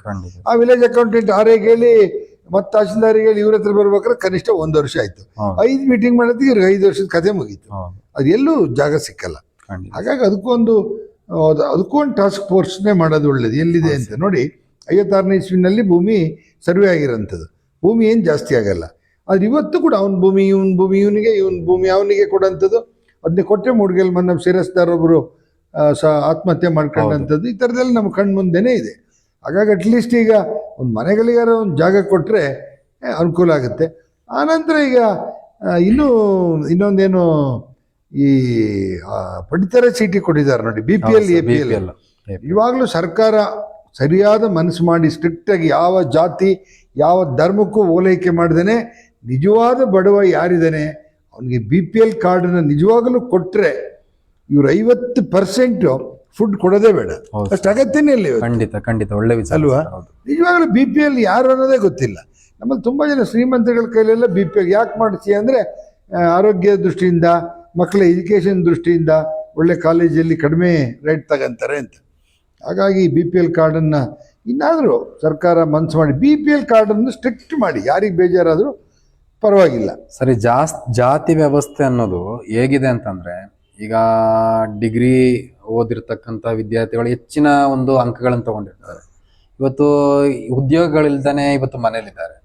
ಏನು ಜಾತಿ ವ್ಯವಸ್ಥೆ, ಮೀಸಲಾತಿ ವ್ಯವಸ್ಥೆ ಅಲ್ವಾ. ಎಲ್ಲೂ ನೋಡಿದ್ರು ಕೂಡ ಮೀಸಲಾತಿ, ಜಾತಿ ವ್ಯವಸ್ಥೆ ಇದು ಯಾವಾಗ ಸ್ಟಾಪ್ ಆಗುತ್ತೆ? ಬಾಬಾ ಸಾಹೇಬ್ ಅಂಬೇಡ್ಕರ್ ಅವರ ಆಶಯಗಳನ್ನ ನಂಬಿಕೊಂಡು ಜೀವನ ಮಾಡ್ತಕ್ಕಂತಹ ದೇಶ ನಮ್ದು. ಕಾರ್ಯಾಂಗವಾಗ್ಲಿ, ಶಾಸಕಾಂಗವಾಗ್ಲಿ, ನ್ಯಾಯಾಂಗವಾಗ್ಲಿ ಇಲ್ಲಿ ಸರಿಯಾಗಿರುವಂಥದ್ದು ಎಲ್ಲಿ ನಡೀತಾ ಇದೆ? ಸುಪ್ರೀಂ ಕೋರ್ಟಿನ ಜಡ್ಜ್ಗಳು ಹೇಳ್ತಾರೆ ಇವತ್ತು ಭಯೋತ್ಪಾದಕ ಹೇಳಿಕೆಗಳನ್ನ ಯಾರ್ಯಾರು ಕೊಡ್ತಿದ್ದಾರೆ ಅವ್ರ ಮೇಲೆ ಕಠಿಣ ಕ್ರಮ ತಗೊಳ್ಳಿ, FIR ಕೊಡಿ, FIR ಹಾಕಿ ಅವ್ರ ಮೇಲೆ ಅಂತೆಲ್ಲ ಹೇಳ್ತಾರೆ. ಇಲ್ಲಿ ಕಾರ್ಯಕ್ಕೆಲ್ಲಿ ಬರ್ತಾ ಇದೆ? ಯಾವ ಸರ್ಕಾರದಿಂದನೂ ನಾವು ಏನ್ ನಿರೀಕ್ಷೆ ಮಾಡಿರ್ತೀವಿ ಆ ನಿರೀಕ್ಷೆಗೆ ತಕ್ಕಂಗೆ ಯಾವುದು ಕೂಡ ನಡೀತಾ ಇಲ್ಲ. ಇದು ಕೂಡ ಬೇಜಾರಿದೆ ಸರ್. ಈಗ ನೋಡಿ, ಚುನಾವಣಾ ಸಂದರ್ಭದಲ್ಲಿ ಮುಸ್ಲಿಂ ಜನಾಂಗ ನಮಗೆ ಒಬ್ರು 80% ಅಂತಾರೆ, ಒಬ್ರು 95 ಅಂತಾರೆ, 100% ಕಾಂಗ್ರೆಸ್ ಸಪೋರ್ಟ್ ಮಾಡಿದೆ ಅಂತ. ಆದರೆ ಮುಸ್ಲಿಮರು ಇವತ್ತು ಕೇಳ್ತಾ ಇರೋದು ನಾವು 100% ವೋಟ್ ಹಾಕಿದೀವಿ, ಕಾನೂನೆಲ್ಲ ನಮ್ಮ ಕಡೆ ಇರಲಿ ಅಂತೇನು ಕೇಳ್ತಾ ಇಲ್ಲ ಅವರು. ಕಾನೂನು ಎಲ್ಲರಿಗೂ ಒಂದೇ ತರ ಇರಬೇಕು. ಅಂಬೇಡ್ಕರ್ ಒಂದೇ ತರದ ಕಾನೂನು ಎಲ್ಲರಿಗೂ ಅಲ್ವಾ. ಅವ್ರ ಗೌರ್ಮೆಂಟ್ ಇದ್ದಾಗ ಅವ್ರನ್ನ ಸಡಿಲ ಮಾಡೋದು, ಇವ್ರ ಗೌರ್ಮೆಂಟ್ ಇದ್ದಾಗ ಇವ್ರನ್ನ ಸಡಿಲ ಮಾಡತಕ್ಕಂಥದ್ದು ಸರಿಯಲ್ಲ. ಮತ್ತು ಇವತ್ತಿನ ವ್ಯವಸ್ಥೆನಲ್ಲಿ ಒಂದು ಮಿಡ್ಲ್ ಸ್ಕೂಲ್ ಒಂದು 5ನೇ ಕ್ಲಾಸಿಗೆ ಹೋಗೋ ತನಕ ಮಕ್ಕಳಿಗೆ ಏನು ಅರ್ಥ ಆಗದೆ ಇರ್ಬೋದು. 6, 7 up to SLC PUCನಲ್ಲೇ ಸರ್ಕಾರಿ ಶಾಲೆಯಲ್ಲಿ, ಖಾಸಗಿ ಶಾಲೆಯಲ್ಲೇ ಓದಲಿ, ಅಲ್ಲಿ ಜಾತಿ ಧರ್ಮ ಈ ಥರ ಗಲಾಟೆಗಳು ಎಲ್ಲ ಮರುಕಳಿಸಕ್ಕೆ ಶುರುವಾದರೆ ವಿದ್ಯಾರ್ಥಿ ಜೀವನದಲ್ಲೇ ಇವರಿಗೆ ಧರ್ಮಗಳದ್ದು ಇದು ನಮ್ಮ ಕುವೆಂಪುರು ಕೂಡ ಹೇಳಿದ್ದದೆ. ಅವ್ನು ಹುಟ್ಟುವಾಗ ವಿಶ್ವಮಾನವ, ಆಮೇಲೆ ಅವ್ರನ್ನ ಅಲ್ಪಮಾನವ ಮಾಡ್ತೀವಿ ಅಂತ, ಆ ನಂತರ ಧರ್ಮದ ಒಂದು ಬಟ್ಟೆ ಕಟ್ಟಿ ಅವ್ರನ್ನ ಅಲ್ಪಮಾನವ ಮಾಡ್ತೀವಿ ಅಂತ. ಈಗ ನೀವು ಶಾಲೆಗೆ ಹೋಗೋ ಸಂದರ್ಭದಲ್ಲಿ ನೀವು ಮುಸ್ಲಿಮರಿಗಿಂತ ಬೇರೆ ಜಾತಿಯವರು ನಿಮ್ ಜೊತೆ ಜಾಸ್ತಿ ಇದ್ರು. ಇವತ್ತಿಗೂ ಕೂಡ ನಾನು ಜಾಸ್ತಿ ಒಡನಾಟದಲ್ಲಿರದೆ ನಾನು ಹಿಂದೂ ಬಾಂಧವರು ಎಲ್ಲರ ಜೊತೆ ಕೂಡ ಒಡನಾಟದಲ್ಲಿ ನನ್ನ ಸ್ನೇಹಿತರು ಇವತ್ತಿಗೂ ಕೂಡ ಸಂಪರ್ಕದಲ್ಲಿದ್ದಾರೆ. ಶುಭ ಸಮಾರಂಭಗಳಿಗೆ ನಾವು ಕೂಡ ಭೇಟಿ ಆಗ್ತೀವಿ, ಅವರು ಕೂಡ ನಮ್ಮ ಎಲ್ಲಾ ಕಾರ್ಯಕ್ರಮಗಳು ಬರ್ತಾರೆ. ಬಕ್ರೀದ್ ಆಗ್ಲಿ, ರಂಜಾನ್ ಆಗ್ಲಿ, ಮನೆಯಲ್ಲಿ ಔತಣಕೂಟಗಳು ಕೂಡ ನಡೆಯುತ್ತೆ. ನಾವು ಕೂಡ ಯುಗಾದಿ ಮತ್ತೆ ಸಂಕ್ರಾಂತಿ, ದೀಪಾವಳಿ ಯಾವಾಗ ಹಬ್ಬ ಬರುತ್ತೆ ಅನ್ನೋದನ್ನು ಕೂಡ ನಾವು ಕಾಯ್ತಾ ಇರ್ತೀವಿ. ಖಂಡಿತ ಇದೀವಿ ಸರ್, ಒಗ್ಗಟ್ಟಾಗಿ ಬದುಕ್ತಾ ಇದ್ದೀವಿ. ಆದ್ರೆ ನಾನು ರಾಜಕೀಯದ ಕೆಲವು ವಿಚಾರಗಳಿಗೆ ಕೂಡ ನನ್ನ ವಿಚಾರಧಾರಣೆ ಇದೆ ಬಿಟ್ರೆ ನಾನು ಪರ್ಸನಲ್ ಆಗಿ ನಾನು ಯಾವ ಒಂದು ಧರ್ಮದ ವಿಚಾರವಾಗಿ ನಾನು ಹೇಳೋದಿಲ್ಲ ಸರ್. ಈಗ ಮನ್ಸಿಗೆ ಬೇಜಾರಾಯ್ತು ಅಂದ್ರೆ ಈಗ ಏನಾದ್ರೂ ನಿಮ್ಮ ಹಿರಿಯರು ಬೇರೆ ಬೇರೆ ಮುಖಂಡರು ಎಲ್ಲ ಹೇಳಿದ್ರೆ ಈ ಕಾಂಗ್ರೆಸ್ ಪಕ್ಷನೇ ಬೇಡ, ಪ್ರಾಥಮಿಕ ಸದಸ್ಯತ್ವಕ್ಕೆ ರಾಜೀನಾಮೆ ಕೊಡು ಅಂದ್ರೆ ತಯಾರಿದ್ದೀರಾ ಸರ್ ಕೊಡಕ್ಕೆ? ಸರ್, ಈಗ ಸಮುದಾಯ ಅನ್ನೋದು ನಮ್ಗೆ ಒಂದು ಬೇರು ಸರ್. ಅದೀಗ ಈಗ ನಾವೇನಾದ್ರು ಗುರ್ಸ್ಕೊಂಡಿದೀವಿ ಅಂದ್ರೆ ಆ ಸಮುದಾಯದಿಂದ ಗುರ್ಸ್ಕೊಂಡಿರ್ತೀವಿ. ಅಲ್ಪಸಂಖ್ಯಾತ ಸಮುದಾಯ, ಬ್ಯಾರಿ ಸಮುದಾಯ, ಈ ರೀತಿ ಗುರ್ಸ್ಕೊಂಡಿರ್ತೀವಿ. ಈಗ ಧಾರ್ಮಿಕ ಮುಖಂಡರುಗಳೇನಾದ್ರೂ ಕೂತಿಂತ ಚರ್ಚೆಗಳು ಮಾಡಿ ಏನಾದ್ರೂ ಸರ್ಕಾರಕ್ಕೆ ಎಚ್ಚರಿಕೆಗಳನ್ನು ಕೊಟ್ಟು ಅದು ಮುಂದೆ ನೋಡೋಣ ಸರ್. ಆ ರೀತಿ ಯೋಚನೆಗಳು ಬಂದಾಗ, ಮಾತುಗಳು ಬಂದಾಗ ಅದನ್ನ ನಿರ್ಣಯ ತಗೊಳ್ಳೋದೋ ಬೇಡವೋ ಅನ್ನೋದನ್ನ ನಮ್ಮ ಹಿರಿಯರಿದ್ದಾರೆ, ಅವ್ರ ಮುಖಾಂತರ ನಾವು ಅದನ್ನ ಹೇಳಿಕೆಗಳು ಕೊಡ್ತೀವಿ. ಈಗ ಕರ್ನಾಟಕದಲ್ಲೇ ತಗೊಳ್ಳಿ, ಇವತ್ತೊಂದು 6 ಕೋಟಿ ಮೇಲೆ ಜನಸಂಖ್ಯೆ ಇದೆ. ಅಲ್ಲಲ್ಲಿ ಮರ್ಡರ್ಗಳಾಗೋದು, ಕೊಲೆ ಮಾಡೋದು, ಅದಕ್ಕೆಲ್ಲ ರಾಜಕೀಯ ಬಣ್ಣ ಕಟ್ಟೋದು. ಕೆಲವೊಂದು ರೌಡಿ ಶೀಟರ್ಗಳು ಕೊಲೆ ಆಗ್ತಾರೆ, ಕೆಲವೊಂದು ಏನೋ ವೈಯಕ್ತಿಕವಾಗಿ ಫೈನಾನ್ಷಿಯಲ್ ಇನ್ನೊಂದಕ್ಕೆ ಕೊಲೆ ಆಗ್ತಾರೆ.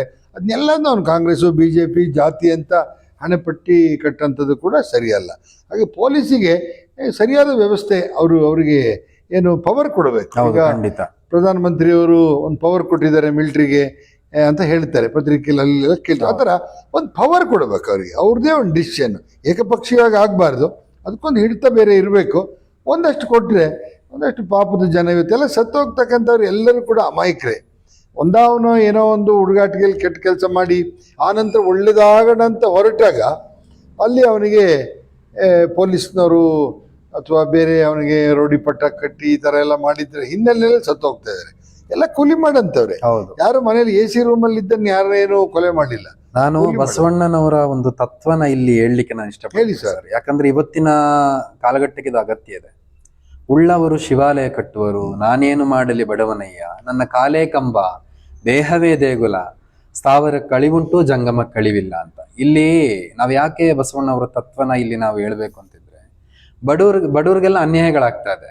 ಉಳ್ಳವರು ಅದೇ ರಾಜಕಾರಣಿಗಳು, ಉಳ್ಳಂತವ್ರು ಅವ್ರ ಮಕ್ಕಳುಗಳೆಲ್ಲ ಸೇಫ್ ಆಗಿದ್ದಾರೆ ಸರ್. ಇವತ್ತು ನೀವು ನೋಡಿರ್ಬೇಕು, ಕೊಲೆಗಳೆಲ್ಲ ಆಗ್ತದೆ, ತುಂಬಾ ಪ್ರಚೋದನಕಾರಿ ಹೇಳಿಕೆಗಳನ್ನು. ಯಾರು ಕೂಡ ರಾಜಕೀಯದವರ ಮಕ್ಕಳುಗಳಿಲ್ಲ, ಅವರೆಲ್ಲ ವಿದೇಶದಲ್ಲಿ ವ್ಯಾಸಂಗ ಮಾಡ್ತಾ ಇಲ್ಲೆಲ್ಲೋ ಕಂಪನಿಗಳು, ಇಂಡಸ್ಟ್ರಿಗಳು, ಕಾರ್ಖಾನೆಗಳು ಇಂಥದ್ದೆಲ್ಲ ಮಾಡ್ಕೊಂಡು ಅವ್ರ ಜೀವನಕ್ಕೆ ಬೇಕಾದಂಥದ್ದನ್ನೆಲ್ಲ ಮಾಡ್ತಿದ್ದಾರೆ. ಇಲ್ಲಿ ಯಾರು ಅಮಾಯಕರು ಬಲಿಯಾಗ್ತಿದ್ದಾರೆ?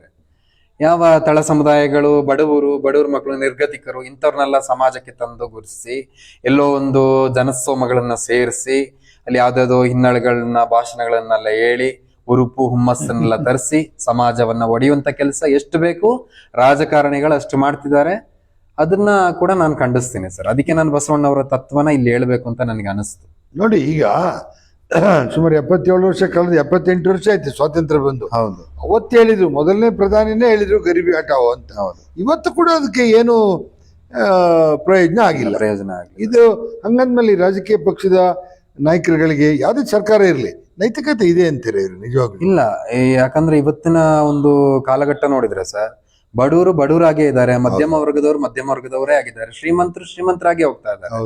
ಆದ್ರೆ ಎಲ್ಲಾ ಹೇರಳಗಳು, ಟ್ಯಾಕ್ಸ್ ಇಂಥದ್ದೆಲ್ಲ ಕೂಡ ಮಧ್ಯಮ ವರ್ಗದ ಮೇಲೆ ಜಾಸ್ತಿ ಬೀಳ್ತಾ ಇದೆ.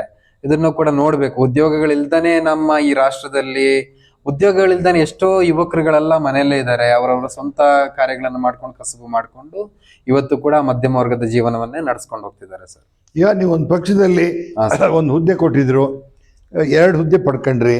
ಆನಂತರ ಒಂದು ಪಕ್ಕದ ಜಿಲ್ಲೆನಲ್ಲಿ ಆದಂಥ ಒಂದು ಘಟನೆ ಬಗ್ಗೆ ಬೇಜಾರಾಗಿ ಇವತ್ತು ನಿಮ್ಮ 15 ವರ್ಷದ ರಾಜಕಾರಣ ಜೀವನದಲ್ಲೇ ಇವತ್ತು ರಾಜೀನಾಮೆ ಕೊಟ್ಬಿಟ್ರಿ. ಈಗ ಇನ್ನೂ ಒಂದು ಹತ್ತತ್ರ 70-80 ವರ್ಷ ಸ್ವಾತಂತ್ರ್ಯ ಬಂದಾಗಿಂದ ಇದ್ದ ಕಾಂಗ್ರೆಸ್ಸಿಗರು ಇನ್ನು ಬೇಕಾದಷ್ಟು ಜನ ಬದುಕಿದ್ದಾರೆ. ಹಾಗೆ ಅಂತವ್ರಿಗೆ ಏನ್ ಅನ್ಸ್ಬೋದು ಸರ್ ನಿಜವಾಗ್ಲು? ನೀವು 15 ವರ್ಷಕ್ಕೆ ಅವರು ಕೂತು ವಿಮರ್ಶೆ ಮಾಡ್ಬೇಕು. ಯಾಕಂದ್ರೆ ಅವರು ಕೆಲವು ಮೂಲ ನಮ್ಮ ಮದರ್ ಕಾಂಗ್ರೆಸ್ಸಿನ ಕೆಲವು ನೋಡಿರ್ಬೋದು ನೀವು, ಅವರು ಸೇವಾದಳದವರು ಆಗಿರ್ಬೋದು. ಇವತ್ತು ಮದರ್ ಕಾಂಗ್ರೆಸ್ ಅಲ್ಲಿ ಇದ್ದಾರೆ. ಅಂಬೇಡ್ಕರ್ ಅವರು ಕಟ್ಟಿರ್ತಕ್ಕಂತಹ ಸೇವಾದಳ, ಮದರ್ ಕಾಂಗ್ರೆಸ್ ಮೂಲ ಬೇರಿದು. ಕಾಂಗ್ರೆಸ್ ಮೂಲ ಬೇರು, ಸಂಘಟನೆಯಲ್ಲಿ ಮೂಲ ಬೇರು ಸೇವಾದಳ. ಚೇವಾಲಾಲ್ ಯಾರು ಸ್ಥಾಪನೆ ಮಾಡಿದ್ದು? ಆರ್ಡೆಕರ್ ಅವರು. ಹೊರಡೇಕರ್ ಅಂದ್ರೆ ಆರ್ಡೆಕರ್ ಅಂದ್ರೆ ಅವರು ಕೂಡ ನಮ್ಮ ಕಾಂಗ್ರೆಸ್ ಸ್ವತಂತ್ರ ಸಂಗ್ರಾಮದಲ್ಲಿ ಇದ್ದಂತವ್ರು. ಹೀಗೆ ಸರ್ ಅವರೆಲ್ಲ ಕೂಡ ನೋಡ್ತಿದ್ದಾರೆ ಇವತ್ತಿನ ಕಾಲಘಟ್ಟ ಏನ್ ನಡೀತಿದೆ, ಪಕ್ಷದ ಬದಲಾವಣೆಗಳು ಎಲ್ಲಿ ಹೋಗ್ತಿದೆ, ಪಕ್ಷದ ಆಶಯಗಳು ಸಿದ್ಧಾಂತಗಳು ಎಲ್ಲಿ ಹೋಗ್ತಿದೆ ಅನ್ನೋದನ್ನು ಕೂಡ ಹಿರಿಯ ಕಾಂಗ್ರೆಸ್ಸಿಗರು ನೋಡ್ತಾ ಇದ್ದಾರೆ. ಈಗ ಜಿಲ್ಲೆಯಲ್ಲಿ ಹುದ್ದೆ ಇದೆ ನಿಮಗೆ, ಇಡೀ ಜಿಲ್ಲೆನಲ್ಲಿ ಒಂದು ಮುಸ್ಲಿಂ ಸಮಾಜದಲ್ಲಿ ಬೇಕಾದಷ್ಟು ನಾಯಕರುಗಳಿದ್ದಾರೆ. ಆದ್ರೆ ಈ ಒಂದು ಅನಾಹುತವನ್ನ ಖಂಡಿಸಿ ರಾಜೀನಾಮೆ ಕೊಟ್ಟಿದ್ದಲ್ಲಿ ನೀವೇ ಮೊದಲಿಗೆ. ಹಾಗಾದ್ರೆ ಈ ಜಿಲ್ಲೆನಲ್ಲಿ ಮುಸ್ಲಿಂ ಸಮುದಾಯಕ್ಕೆ ಬೇರೆ ನಾಯಕರಿಗೆ ಯಾರಿಗೂ ಏನು ಅನಿಸ್ತಾ ಇಲ್ವೋ ಸರ್? ಸರ್ ಅದು ಅವ್ರಿಗೆ ಬಿಟ್ಟಿರ್ತಕ್ಕಂಥ ವಿಷಯ. ಯಾಕಂದ್ರೆ ನಾನು ರಾಜೀನಾಮೆ ಕೊಡಬೇಕು ಕೊಡಬಾರ್ದು ಕೊಡ್ಬೇಕು ಅನ್ನೋದನ್ನ ಅದು ಅವ್ರು ಅದನ್ನ ಡಿಸಿಷನ್ ಮಾಡ್ಬೇಕು. ಯಾಕಂದ್ರೆ ನಾನು ಮೊದ್ಲೇ ಹೇಳ್ದಂಗೆ ನಿರಂತರವಾಗಿ ಅಲ್ಪಸಂಖ್ಯಾತರ ಮೇಲೆ ದೌರ್ಜನ್ಯಗಳು ನಡೀತಾ ಇದೆ, ಇನ್ನೊಂದು ಸಮುದಾಯಗಳ ಮೇಲೆ ನಡೀತಾ ಇದೆ. ಅವಾಗ ಅದನ್ನ ಅವ್ರು ಕೂತು ನಾವು ರಾಜಕೀಯದ ಹಿಂದೆನೆ ಹೋಗೋದಾ, ಇಲ್ದಿದ್ರೆ ರಾಜಕೀಯದಲ್ಲಿ ನಮಗೆ ಸಿಕ್ಕಿರ್ತಕ್ಕಂಥ ಸ್ಥಾನಮಾನ ಏನಾದ್ರೂ ನಾವು ಪಕ್ಷದಿಂದ ಲಾಭ ಪಡ್ಕೊಳ್ಳೋದ, ಇದನ್ನ ಅವ್ರು ಯೋಚನೆ ಮಾಡ್ಬೇಕು. ಬಿಟ್ರೆ ಈಗ ನನಗೆ ಅನಿಸ್ತು ನಾನು ಆ ರೀತಿ ರಾಜೀನಾಮೆ ಕೊಟ್ಟೆ, ಅವ್ರಿಗೆ ಅನ್ಸಿದ್ರೆ ಅವ್ರು ರಾಜೀನಾಮೆ ಕೊಡಬಹುದು, ಕೊಡದಾನೆ ಇರ್ಬೋದು. ಆದ್ರೂ ನಾನು ಹೇಳೋದು 15 ವರ್ಷದಲ್ಲೇ ಹಿಂಗ ಆಯ್ತಲ್ಲ, ಇಡೀ ಕಾನ್ಸ್ಟಿಟ್ಯೂನ್ಸಿ ನಮ್ಮ ಚಿಕ್ಕಮಗಳೂರು ಜಿಲ್ಲೆನೇ ತಗೊಳ್ಳೋಣ. ಜಿಲ್ಲೆನಲ್ಲಿ ಯಾರಿಗೂ ಅನಿಸ್ಲಿಲ್ಲ ಸರ್. ಈ ನಿಮಗೊಬ್ಬರಿಗೆ ಹಂಗ ಅನ್ಸ್ಬೇಕಾದ್ರೆ ಬಹಳ ನೊಂದ್ಕೊಂಡಿದ್ದೀರಿ ಇಲ್ಲ ಅನ್ಸಿದೆ, ಅಭಿಪ್ರಾಯಗಳು ಹೇಳಿದ್ದಾರೆ. ಇವತ್ತಲ್ಲಿ ನಾಳೆ ಗೊತ್ತಾಗ್ಬೋದು ವಿಷಯ, ರಾಜೀನಾಮೆ ಕೊಡಬಹುದು, ಇಲ್ಲದಿದ್ರೆ ಪಕ್ಷದಿಂದ ಹೊರ ಬರ್ಬೋದು, ಇನ್ನೊಂದಾಗ್ಬಹುದು. ಅದು ಅವ್ರಿಗೆ ಬಿಟ್ಟಂತಹ ವಿಷಯ. ನಾವ್ ಯಾರನ್ನು ಕೂಡ ನೀವು ರಾಜೀನಾಮೆ ಕೊಡಿ ಅಂತೇಳಿ ಯಾರನ್ನು ಕೂಡ ಫೋರ್ಸ್ ಮಾಡೋದಿಲ್ಲ, ಅವ್ರಿಗೆ ಬಿಟ್ಟಂತಹ ವಿಷಯ ಸರ್. ಆದ್ರೂ ಹಿಂದ್ಗಡೆಯಿಂದ ನೋಡ್ತಾ ಇದಾರ ಅಂತ ಏನಾದ್ರು ಈ ಬದರುದ್ದೀನ್ ರಾಜೀನಾಮೆ ಅಕ್ಸೆಪ್ಟ್ ಆಗ್ಬಿಟ್ರೆ ನಾವು ಕೊಡಕ್ ಹೋಗೋದ್ ಬೇಡ, ನಮ್ಮ ಹುದ್ದೆ ಹೋಗುತ್ತೆ. ಅಕಸ್ಮಾತ್ ಬದ್ರುದ್ದೀನ್ ಹುದ್ದೆ ಏನು ತೊಂದರೆ ಆಗಲ್ಲ ಅಂದ್ರೆ ಆಗ ರಾಜೀನಾಮೆಗೆ ಹೊರಡೋಣ ಅಂತ ಆತರ ಏನಾರು ಇದೆಯಾ ಸರ್? ಕಾದು ನೋಡುವ ತಂತ್ರದಲ್ಲಿದಾರ ಇರ್ಬೋದು. ಯಾಕಂದ್ರೆ ನಮಗೆ ಸರಿಗೆ ಭದ್ರತೆ ಅಷ್ಟೇ, ಹುದ್ದೆ ಮಾಡ್ಲಿಕ್ಕೆ ಸರ್. ಹುದ್ದೆ ಒಂದು ವೇದಿಕೆ ಕರಿಬಹುದು, ವೇದಿಕೆಯಲ್ಲಿ ಮಾತಾಡ್ಲಿಕ್ಕೆ ಅವಕಾಶ ಕೊಡ್ಬೋದು. ಕೊಟ್ಟಿರೋದು ನಾನು ಅಲ್ಪಸಂಖ್ಯಾತ ಸಮುದಾಯಗಳದ್ದು ಎಷ್ಟು ಜನ ಮಾತಾಡಿದಾರೋ, ಎಷ್ಟು ಜನ ವೇದಿಕೆ ಹಂಚ್ಕೊಂಡಿದಾರೋ ನಾನು ನೋಡಿಲ್ಲ. ಅದಕ್ಕೂ ಕೂಡ ಹೋರಾಟ ಪಕ್ಷದ ಕಚೇರಿಯಲ್ಲಿ ನಿಮ್ಗೆ ಸಂಖ್ಯಾತ ನಾಯಕರನ್ನ ಕೂರಿಸ್ಲಿಲ್ಲ ಅನ್ನೋದು ಅಸಮಾಧಾನ ಹೊರ ಹಾಕಿದ್ದು ಕೂಡ ಇದೆ. ಹೆಸರಾಗದೆ ಇರೋದು, ಹೌದು, ಕೂರಿಸದೇ ಇರೋದು. ಸರ್ ಹೇಳುವಂತದ್ದು ಯಾರು ಸರ್? ಈಗ ರಾಜ್ಯದ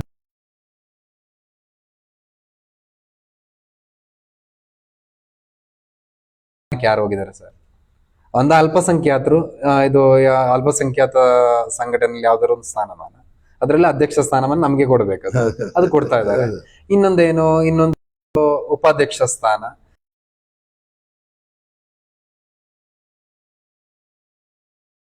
ಮುಸಲ್ಮಾನರುಗಳ ಸಂಖ್ಯೆ ಅತಿ ಹೆಚ್ಚಿದೆ ಅಂತ. ಹಾಗಾದ್ರೆ ಮುಂದೆ ಮುಖ್ಯಮಂತ್ರಿಗಳ ರೇಸ್ ನಲ್ಲಿ ಕೊಡ್ಬೋದಾ? ಮುಖ್ಯಮಂತ್ರಿ ಇದುವರೆಗೂ ಕರ್ನಾಟಕದಲ್ಲಿ ಯಾರು ಕೂಡ ಮುಸಲ್ಮಾನರು ಮುಖ್ಯಮಂತ್ರಿ ಆಗಿಲ್ಲ, ದಲಿತರು ಮುಖ್ಯಮಂತ್ರಿ ಆಗಿಲ್ಲ. ಮುಂದೆ ಏನಾದ್ರು ಕೊಡ್ಬೋದು ಅವಕಾಶ? ಜಾತ್ಯತೀತ ಮನೋಭಾವ ಇರ್ತಕ್ಕಂಥ ಕಾಂಗ್ರೆಸ್ ಸರ್ಕಾರದಲ್ಲಿ, ಕಾಂಗ್ರೆಸ್ ಪಕ್ಷದಲ್ಲಿ ಮುಂದೆ ಈ ಎರಡು ಸಮುದಾಯಗಳಿಗೆ ಯಾರಿಗಾದ್ರೂ ಕೊಡ್ಬೋದಾ ಮುಖ್ಯಮಂತ್ರಿ ಸ್ಥಾನ? ಇದು ನನ್ನ ಪ್ರಶ್ನೆ. ನೀವೊಂದು ಪಕ್ಷದಲ್ಲಿ ಇರೋದ್ರಿಂದ ನಿಮ್ ಪಕ್ಷದ ನಾಯಕರನ್ನೇ ಪ್ರಶ್ನೆ ಮಾಡಬೇಕು. ಜಾತ್ಯತೀತವಾಗಿ ಯಾವ್ದಾರ ಒಂದು ಪಕ್ಷ ಅಧಿಕಾರಕ್ಕೆ ಬಂತು ಅಂದಾಗ ಹೇಳ್ಬೋದು. ಇವರು ಹಳಬರೇ ಅಲ್ಲ ಎಲ್ಲರೂ.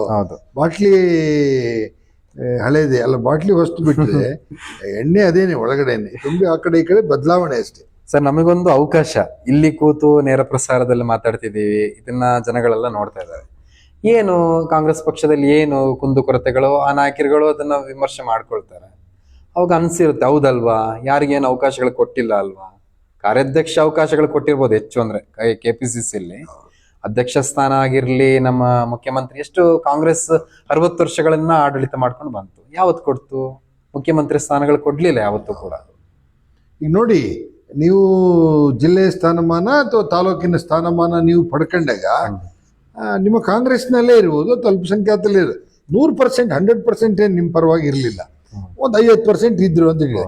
ಈಗ ಅವ್ರೇನು ಅಂದ್ಕೊಂಡಿದ್ದಾರೆ ಅಂದ್ರೆ, ಯಾವಾಗ ಒಂದ್ಸರಿ ಬದ್ರುದ್ದೀನ್ ಒಂದು ರಾಜೀನಾಮೆ ಅಕ್ಸೆಪ್ಟ್ ಆದ್ರೆ ಸಾಕು ಅಂತ ಅವ್ರು ಕಾಯ್ತಾ ಇದ್ದಾರೆ. ಯಾಕೆ ನಿಮ್ಮ ವಿರೋಧಿಗಳು ಅಂತ, ರಾಜಕೀಯ ವಿರೋಧಿಗಳು ಬಿಡಿ, ಅವ್ರು ಕಾಯ್ತಾ ಇದ್ದಾರೆ ಅಲ್ವಾ? ಆ ನಂತರ ಸ್ಥಾನ ನನಗೆ ಸಿಗ್ಬೋದಾ ಅಥವಾ ಏನಾದ್ರು ಒಂದು ಮಾಡ್ಬೋದು ಅಂಥೇಳಿ.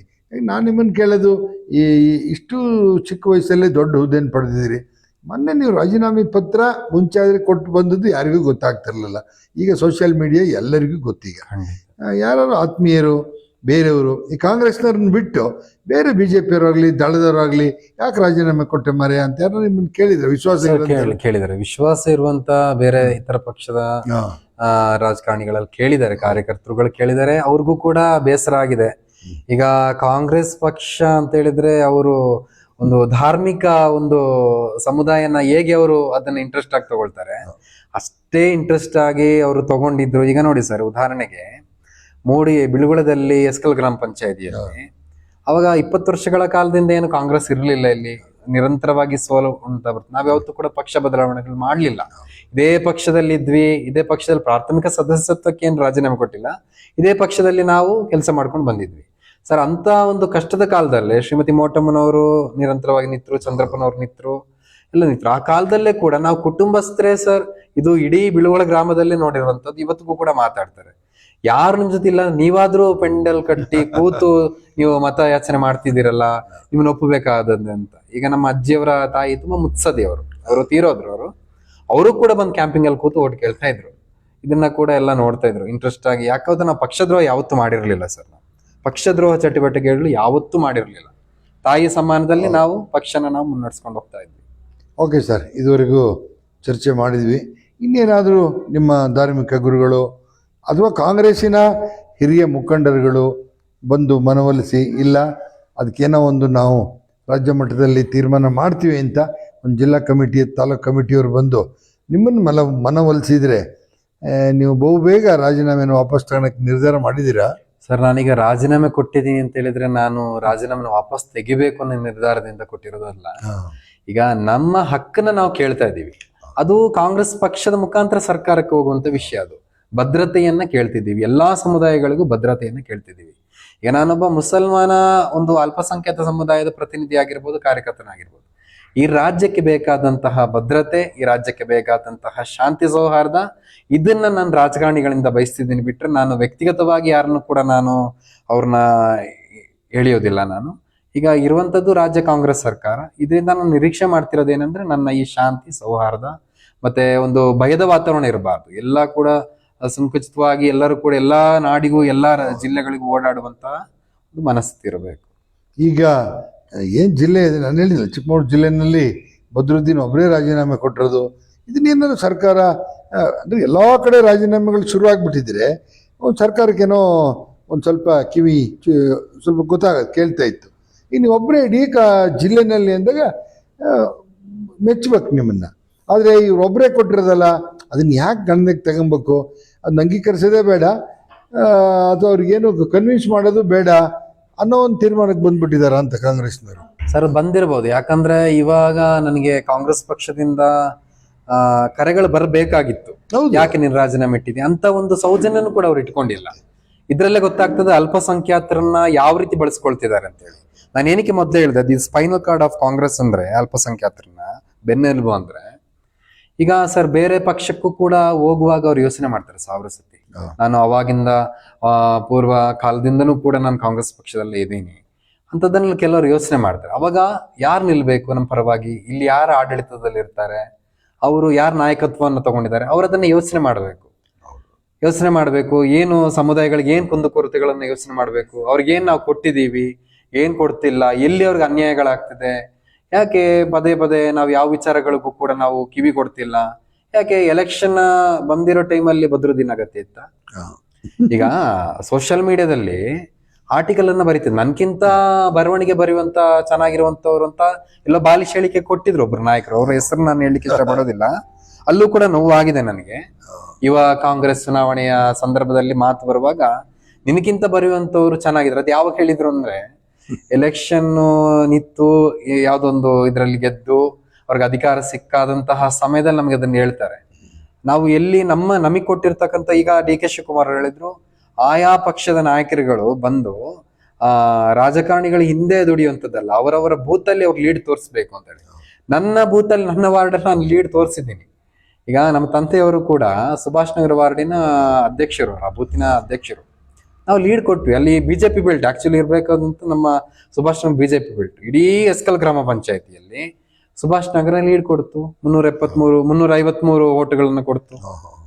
ನಾವು ಫೇಸ್ಬುಕ್ ಅಲ್ಲೂ ಕೂಡ ಆರ್ಟಿಕಲ್ ಬರೆಯೋದು, ಕಾಂಗ್ರೆಸ್ ಪರವಾಗಿ ಬರೆಯುವಂಥದ್ದು ಎಲ್ಲ ಕೂಡ ಜಾಸ್ತಿ ವ್ಯೂವರ್ಸ್ ಕೂಡ ಬಂತು. ಅಲ್ಲೂ ಪ್ಲಸ್ ಆಗಿರ್ಬೋದು. ಇದನ್ನ ಅವರು ವಿಮರ್ಶೆ ಮಾಡ್ಬೇಕಲ್ಲ ಸರ್, ಯಾರಿಂದ ಏನಾಗಿದೆ ಏನಾಗಿಲ್ಲ ಅನ್ನೋದು. ಮೊನ್ನೆ ಒಬ್ಬರು ಮುಸ್ಲಿಂ ಮುಖಂಡರು ಸಿಕ್ಕಿದ್ರು, ಅವ್ರು ಹೇಳಿದ್ರು ಸೆಂಟ್ರಲ್ ಗೌರ್ಮೆಂಟ್ನಲ್ಲಿ ವಕ್ಫ್ ಬಗ್ಗೆ ಒಂದು ತೀರ್ಮಾನ ಆದಾಗ ಪಾರ್ಲಿಮೆಂಟಲ್ಲಿ ಮಧ್ಯರಾತ್ರಿನಲ್ಲಿ ಅಲ್ಲಿ ಕಾಂಗ್ರೆಸ್ ನಾಯಕರುಗಳೇ ಆ ಸ್ಥಳದಲ್ಲಿ ಹಾಜರಿರಲಿಲ್ಲ, ಅದು ತುಂಬ ನೋವಾಗಿದೆ. ಹಾಗಾಗಿ SDPIಗೆ ಸಪೋರ್ಟ್ ಮಾಡಬೇಕು ಅಂತ ಒಂದಷ್ಟು ಜನ ಎಲ್ಲ ಕೇಳ್ತಾ ಇದ್ದಾರೆ. SDPI ಇವತ್ತು ಬೆಳವಣಿಗೆ ಆಗ್ತದೆ ಅಂತ ಹೇಳ್ತಾರೆ. ನಿಜನಾ ಸರ್? ಬೆಳವಣಿಗೆಗಳು ಇವರೇ ದಾರಿ ಮಾಡಿಕೊಡ್ತಿದ್ದಾರೆ ನಾವು ಕಾಂಗ್ರೆಸ್ ಪಕ್ಷದಿಂದ. ಇವತ್ತು ಕಾಂಗ್ರೆಸ್ ಪಕ್ಷದಲ್ಲಿ ಅಲ್ಪಸಂಖ್ಯಾತ ಸಮುದಾಯಗಳಿಗೆ ಸರಿಯಾಗಿರತಕ್ಕಂಥ ಸವಲತ್ತುಗಳು ಅಧಿಕಾರಗಳು ಸಿಕ್ಕಿದ್ರೆ ಅವ್ರು ಯಾಕೆ ಆಲೋಚನೆಗಳು ಮಾಡ್ತಿದ್ರು? SDPI ಅಂತ ಪಕ್ಷಗಳನ್ನ ಯಾಕೆ ಆಲೋಚನೆ ಮಾಡ್ತಿದ್ರು? ಪ್ರಜಾಪ್ರಭುತ್ವದಲ್ಲಿ ಎಲ್ಲಾ ಆಯಾ ಪಕ್ಷಗಳ ಒಂದು ಅವಕಾಶಗಳಿದೆ. SDPI ಆಗಿರ್ಲಿ, ಮುಸ್ಲಿಂ ಲೀಗ್ ಆಗಿರ್ಲಿ, ಜನತಾದಳ ಆಗಿರ್ಲಿ, BJP ಆಗಿರ್ಲಿ, ಕಾಂಗ್ರೆಸ್ ಆಗಿರ್ಲಿ, ಪ್ರಜಾಪ್ರಭುತ್ವ ಎಲ್ಲರಿಗೂ ಒಂದು ರೈಟ್ಸ್ ಇದೆ. ಈಗ ವೋಟ್ ಹಾಕುವಂಥದ್ದು ಅವನ ಹಕ್ಕದು. ಈಗ ಅವ್ನು ಯೋಚನೆ ಮಾಡೋ ಶಕ್ತಿ ಅದು ಅವನ ಹಕ್ಕು. ನಾವೆಲ್ಲೂ ಕೂಡ ಅವನ ಮೇಲೆ ಪ್ರೆಷರ್ ಹಾಕ್ಲಿಕ್ಕೂ ಕೂಡ ಆಗೋದಿಲ್ಲ. ಆ ರೀತಿಯನ್ನು ನಿಮ್ಮ ಹತ್ರ ಹೇಳಿರ್ಬೋದು ಸರ್ ಅವರು. ಒಂದು ಕಡೆ ಮಾತಾಡ್ತಾರೆ, ಮುಸ್ಲಿಂ ಲೀಡರ್ಸೇ ಮಾತಾಡ್ತಾರೆ. SDPI ಅಂತಂದ್ರೆ ಅದು BJP ಅವ್ರದ್ದೇ ಪಕ್ಷ. ಅದು ಮುಸ್ಲಿಮರನ್ನ ಹೊಡಿತಕ್ಕಂಥದ್ದು. ಕಾಂಗ್ರೆಸ್ಸಿನಿಂದ ಮುಸ್ಲಿಮರು ಹೊರಗೆ ಬಂದು SDPI ಗೆಲ್ಲದೆ ಇದ್ರೂ ಕೂಡ SDPIಗೆ ಮುಸ್ಲಿಮರು ವೋಟ್ ಹಾಕಿದ್ರೆ BJPಗೆ ಅನುಕೂಲ ಆಗುತ್ತೆ ಅನ್ನೋ ದೃಷ್ಟಿಯಿಂದ BJPನೇ SDPIನ ಬೆಳೆಸ್ತದೆ ಅಂತ ಹೇಳ್ತಾರೆ. ಅವ್ರು ಅದನ್ನ ಉದಾಹರಣೆ ಕೊಡ್ಲಿ ಸರ್, ಎಲ್ಲಿ BJP ನೇರವಾಗಿ ಸಪೋರ್ಟ್ ಕೊಟ್ಟಿದೆ SDPIಗೆ, ಅಂದ್ರೆ SDPI ಅವರು ಎಲ್ಲಿ ಒಡಂಬಡಿಕೆ ಮಾಡ್ಕೊಂಡಿದ್ದಾರೆ ಅನ್ನೋದನ್ನ ಹೇಳಿ. ಸುಮ್ನೆ ಒಂದು ಹೇಳ್ತಿದ್ದೀನಿ ಅದಕ್ಕೊಂದು ಆಧಾರ ಇರ್ಬೇಕಲ್ಲ ಸರ್. ಸುಮ್ನೆ ಎಲ್ಲದೂ ಹೇಳ್ತಿದ್ದೀನಿ, ಎಲ್ಲದೂ ಜನಗಳು ನಂಬಲಿಕ್ಕೆ ಇಷ್ಟಪಡೋದಿಲ್ಲ. ಯಾಕಂದ್ರೆ ಎಲ್ಲರೂ ಕೂಡ ಮಾಧ್ಯಮನ ನೋಡ್ತಿದ್ದಾರೆ, ದಿನಾಲೂ ಕೂಡ ಸಾಮಾಜಿಕ ಈಗ ಮೊಬೈಲ್ ಅಲ್ಲಿ ನೋಡ್ತಿರ್ತಾರೆ, ಬೇರೆ ಬೇರೆ ಒಂದು ಸೋಷಿಯಲ್ ನೆಟ್ವರ್ಕ್ ಅಲ್ಲಿ ನೋಡ್ತಿರ್ತಾರೆ.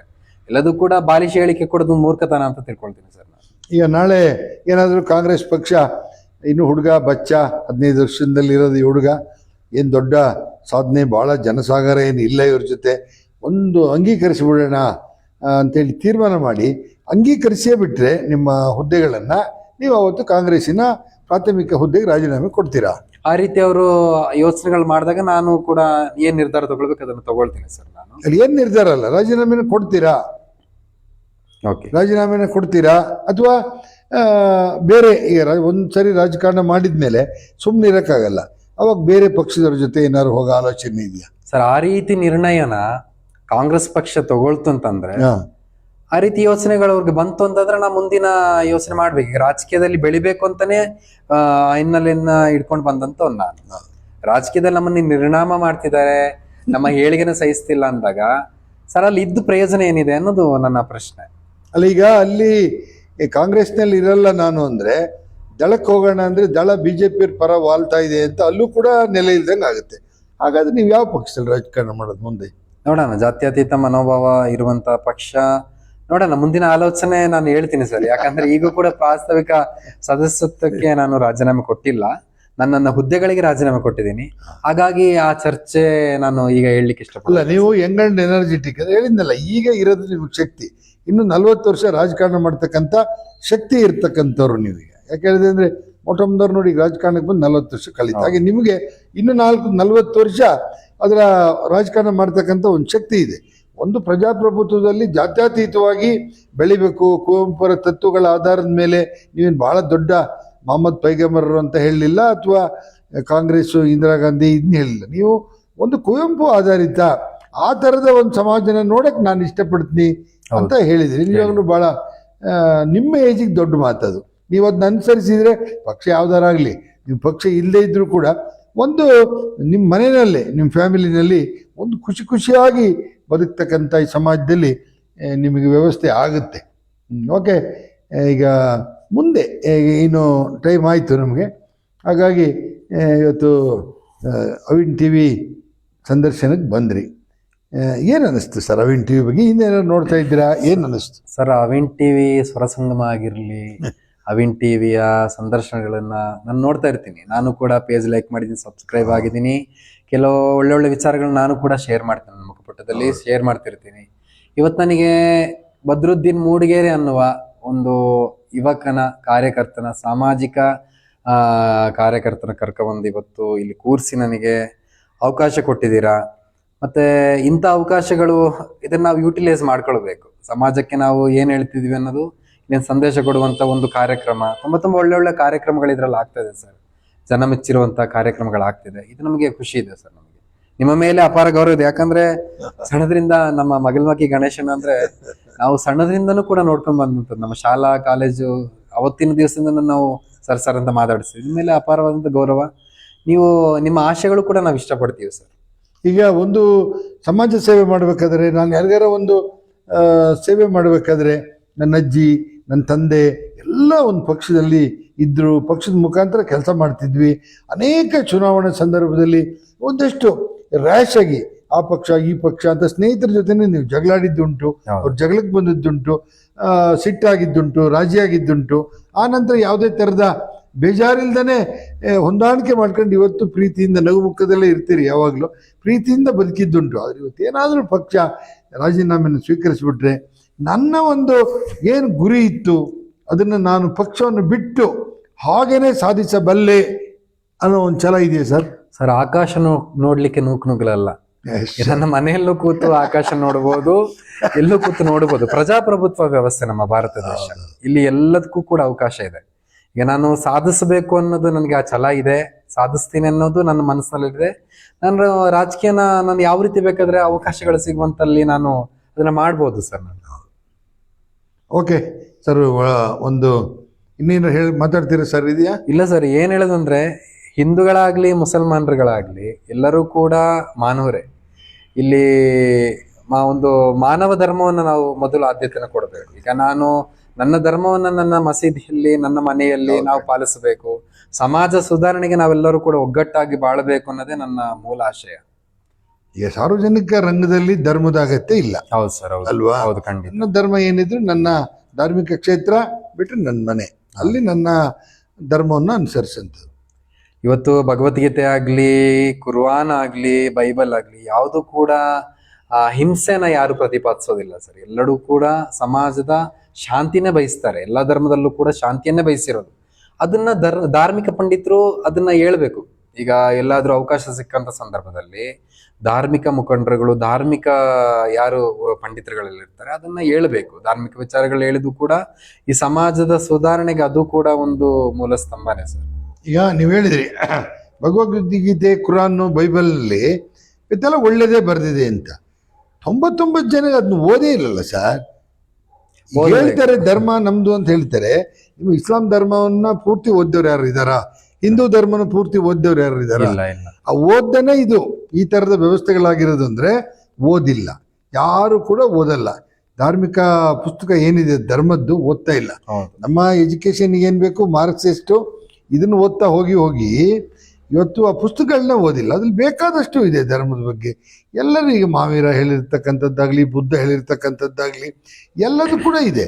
ಯಾವುದನ್ನು ಓದಲ್ಲ. ಹೌದು. ಹಾಗಾಗಿ ಯಾರೋ ಹೇಳಿದ್ನ, ಪೇಪರ್ನ ಓದಿದ್ನ, ಬೇರೆ ಬೇರೆ ಕಡೆ ಚಾನಲ್ಗಳಲ್ಲೋ ಎಲ್ಲ ಸುದ್ದಿ ಆಗಿದ್ನ ಮಾತಾಡ್ತಾರೆ ಹೊರತು ನಿಜವಾದ ಪುಸ್ತಕವನ್ನು ಓದಿರೆ, ಅವರವರ ಗ್ರಂಥಗಳನ್ನ, ಧಾರ್ಮಿಕ ಗ್ರಂಥಗಳನ್ನ ಓದಿರೆ ಅಲ್ಲಿ ಯಾವುದೂ ಬರೋದಿಲ್ಲ. ಮತ್ತೆ ಎಲ್ಲರೂ ಭಾಷಣ ಮಾಡ್ತಾರೆ.